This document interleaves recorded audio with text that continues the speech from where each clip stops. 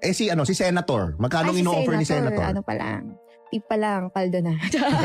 250 to 300. Yes, Wala pang nangyayari to. Wala pa. First letter ng first name. O, sige. First letter. First name. R. R. Hmm. Last letter ng last name. F na. Ha? F. F ang last name. Pangalawa. Pangalawang letter ng last name. Opo. May isang video na kumalat ngayong linggo. Hindi ito gawa ng isang news network.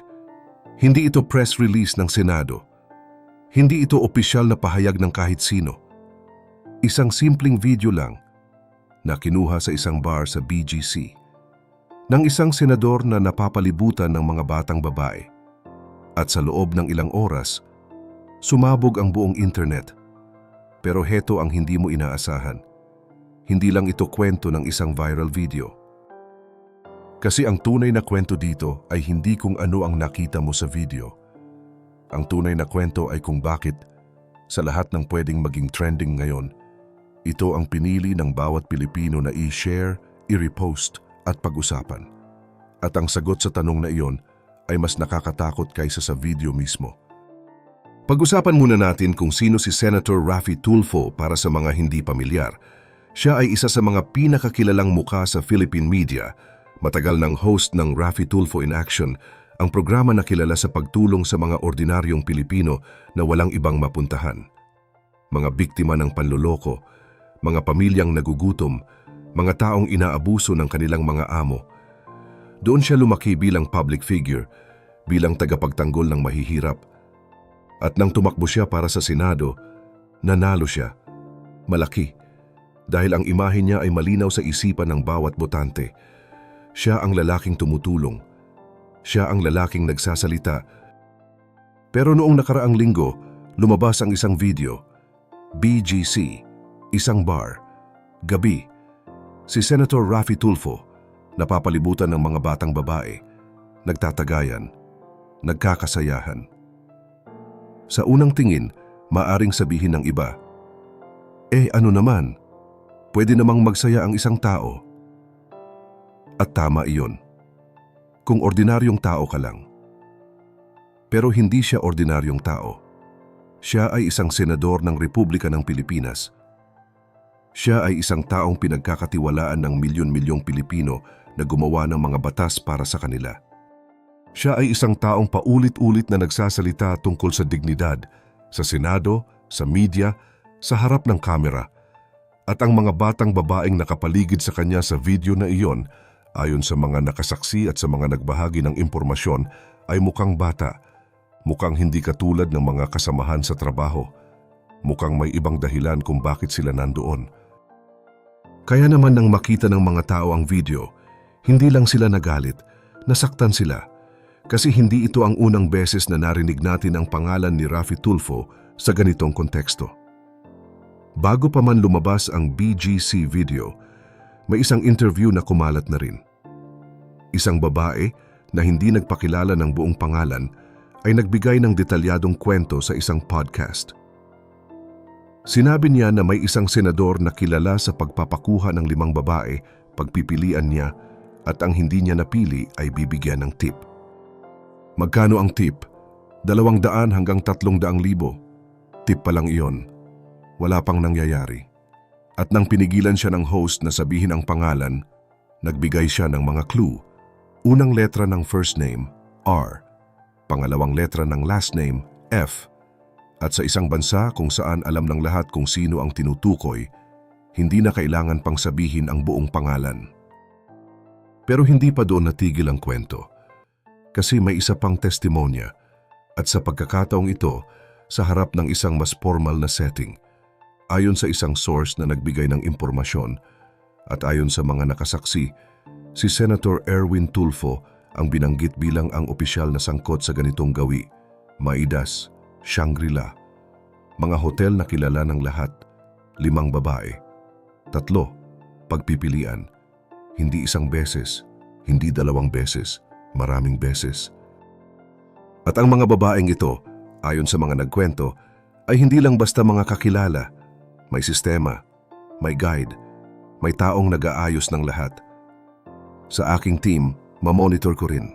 Kasi nandyan lang kami sa paligid at survivor chat namin na nandyan na dumating sa lobby ang babae. i-guide niya na. Ganun ang kwento. At ngayon, may video na rin.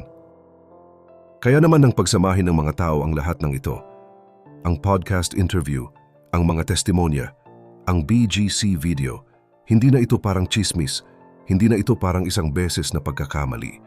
Nagsimula itong magmukhang pattern. At sa Pilipinas, alam nating lahat kung gaano kahalaga ang pattern pagdating sa mga taong may kapangyarihan. Kasi ang isang pagkakamali ay maaaring patawarin. Ang isang pattern ay isang pagpili. Pero heto ang parte ng kwentong ito na hindi gaanong pinag-uusapan. Nang lumabas ang lahat ng ito, nag-react din ang pamilya Tulfo. Si Ramon Tulfo, kapatid ni Rafi, ay naglabas ng pahayag. Sinabi niyang hindi siya makapaniwala sa mga balita. Sinabi niyang kilala niya ang kapatid niya. Sinabi niyang matakot si Rafi sa kanyang asawa. At pagkatapos, sinabi niya ang isang bagay na naging mas viral kaysa sa video mismo. Sinabi niyang kahit totoo man ang balita, ano ngayon? Kilalang galante si Rafi. Galante. Iyon ang salitang ginamit niya para ipaliwanag ang pagtip ng 200 hanggang 300,000 sa mga babae.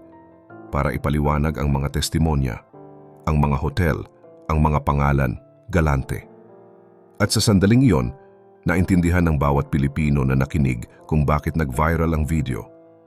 Hindi lang dahil sa video mismo, kundi dahil sa sagot ng pamilya. Kasi ang salitang galante ay nagbukas ng isang mas malaking tanong. Kung ang pagtip ng 300,000 sa mga babae ay galante, saan galing ang pera? Si Ramon mismo ang nagsabi, bago pa maging senador si Rafi, mayaman na sila. Ang combined assets nila ay umabot sa 1 bilyong piso. Sige, tanggapin natin iyon. Pero bilang senador, ang sweldo niya ay galing sa buwis ng bayan. Ang mga pribilehiyo niya galing sa buwis ng bayan. Ang lahat ng resources na ginagamit niya araw-araw bilang isang opisyal ng gobyerno galing sa buwis ng bayan. At ang mga taong nagbabayad ng buwis na iyon, ang mga ordinaryong Pilipino na nanonood ng Rafi Tulfo in action dahil wala silang ibang mapuntahan. Sila ang nagbabayad ng sweldo ng isang taong nagtitip ng 300,000 sa mga babae sa Shangri-La. Iyon ang koneksyon. Iyon ang dahilan kung bakit nagalit ang mga tao. Hindi dahil sa personal na buhay ni Rafi Tulfo, kundi dahil sa kasinungalingan ng imahe. Pero may isa pang anggulo dito na kailangan nating pag-usapan. Ang mga babaeng nasa video, ang mga babaeng binanggit sa mga testimonya. Sino sila? Hindi natin alam ang kanilang mga pangalan. Hindi natin alam ang kanilang mga kwento. Pero alam natin ito. Sa isang bansa kung saan ang kahirapan ay isang pang-araw-araw na katotohanan, ang mga batang babae na pumupunta sa mga ganitong sitwasyon ay hindi laging pumupunta dahil gusto nila. Minsan pumupunta sila dahil kailangan nila. Kailangan ng pera para sa pamilya. Kailangan ng pera para sa pag-aaral. Kailangan ng pera para mabuhay. At ang isang taong may kapangyarihan, na may badge ng senador, na may pangalan na kilala ng lahat, na may pera na hindi nila maabot kahit magtrabaho ng 10 taon, ang ganitong taong pumupunta sa mga batang babae na nasa ganitong sitwasyon, hindi iyon galante. Iyon ay pag-exploit at iyon ang salitang dapat gamitin. Kaya naman nang marinig ng mga tao ang lahat ng ito, hindi lang sila nagalit sa video, nagalit sila sa sistema na nagpapahintulot sa ganitong gawi na mangyari ng paulit-ulit, nang walang kahihinatnan. Nagalit sila sa imahe ng isang taong nagpapanggap na tagapagtanggol ng mahihirap habang ginagamit ang kanyang kapangyarihan para sa sariling kasiyahan. Nagalit sila sa salitang galante na ginagamit para gawing normal ang isang bagay na hindi normal. At higit sa lahat, nagalit sila sa katotohanan kung hindi nag-viral ang video, walang makakaalam, walang magsasalita, at patuloy na mangyayari ang lahat ng ito sa likod ng mga pintuan ng mga hotel na hindi natin kailanman mapapasok. Pero heto ang parte ng kwentong ito na dapat nating tandaan. Ang viral video ay simula pa lang. Kasi ang mga tanong na lumabas mula sa video na ito ay hindi pa nasasagot.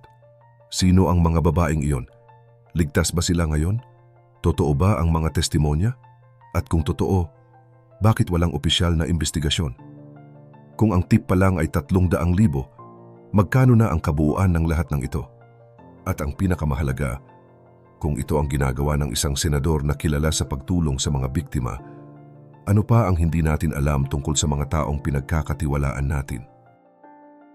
Kaya naman ang kwentong ito ay hindi natatapos sa isang viral video. Nagsisimula pa lang ito kasi ang bawat share, ang bawat repost, ang bawat komento ay isang mensahe sa mga taong may kapangyarihan na iniisip nilang hindi sila mananagot, na may mga nanonood, na may mga nagtatanong, na hindi natatahimik ang mga tao sa tuwing makikita nilang ginagamit ng isang opisyal ang kanyang posisyon para sa sarili niya, habang nagpapanggap na nagtatrabaho para sa bayan. Ang viral video ni Senator Raffy Tulfo ay nag-viral. Hindi dahil sa curiosity ng mga tao, nag-viral ito dahil sa galit. Galit ng mga taong matagal nang naghihintay ng katotohanan mula sa mga taong pinagkakatiwalaan nila. Ito ang kwento ng isang viral video, pero ito rin ang kwento ng bawat Pilipino na naniwala sa imahe ng isang tao at natuklasang ang imahe ay iba sa katotohanan. Nang bawat beses na ginamit ng isang opisyal ang tiwala ng mga tao para sa sarili niyang interes, nang bawat beses na sinabi ng isang makapangyarihang tao, ano ngayon? At inaasahang tatahimik ang lahat, pero hindi na tatahimik ang mga tao, hindi na. Ikaw, na nanonood ngayon, alam mo kung paano ito naramdaman. Alam mo kung paano naramdaman ang pagkabigo sa isang taong pinagkatiwalaan mo. Alam mo kung paano naramdaman ang galit na hindi mo alam kung saan ilalagay. Pero alam mo rin ito, ang galit na iyon, kapag ginagamit ng tama, ay makapangyarihan. I-share ang kwentong ito. Itanong ang mga tanong na dapat itanong. Huwag hayaang maging trending lang ito ngayon at makalimutan bukas. Kasi ang mga taong nasa video na iyon, ang mga batang babae na hindi natin alam ang mga pangalan, sila ay may mga kwento rin at deserve nilang marinig ang mga kwentong iyon. Ang hindi sinasabi ng ibang balita, hindi lang ito kwento ng isang senador na nahuli sa isang compromising situation. Ito ay kwento ng imahe versus katotohanan at kung paano ginagamit ng mga taong may kapangyarihan ang imahe ng pagtulong para itago ang pag-exploit. Ang pinakamasakit na parte ng kwentong ito ay hindi ang video. Ang pinakamasakit ay ang katotohanang ang mga taong pinaka-vulnerable. Ang mga batang babae na pumupunta sa mga ganitong sitwasyon dahil sa kahirapan ay sila mismo ang mga taong dapat sana ay tinutulungan ng isang senador na kilala sa pagtulong sa mahihirap. Iyon ang tunay na kasinungalingan at iyon ang tunay na dahilan kung bakit nag-viral ang video. Kaya sa susunod na marinig mo ang pangalan ni Senator Raffy Tulfo, sa susunod na makita mo siya sa TV, nagtutulong sa isang pamilya, nagtatanggol sa isang biktima, nagsasalita tungkol sa dignidad, tandaan mo ang video, tandaan mo ang salitang galante, tandaan mo ang mga batang babae na hindi natin alam ang mga pangalan, at itanong mo sa iyong sarili, kung ang isang taong nagpapanggap na nagtatanggol sa mahihirap ay siya mismo ang nag-e-exploit sa kanila, sino pa ang dapat nating pagkatiwalaan? Iyon ang tanong. At hanggang walang malinaw na sagot, patuloy tayong magtatanong.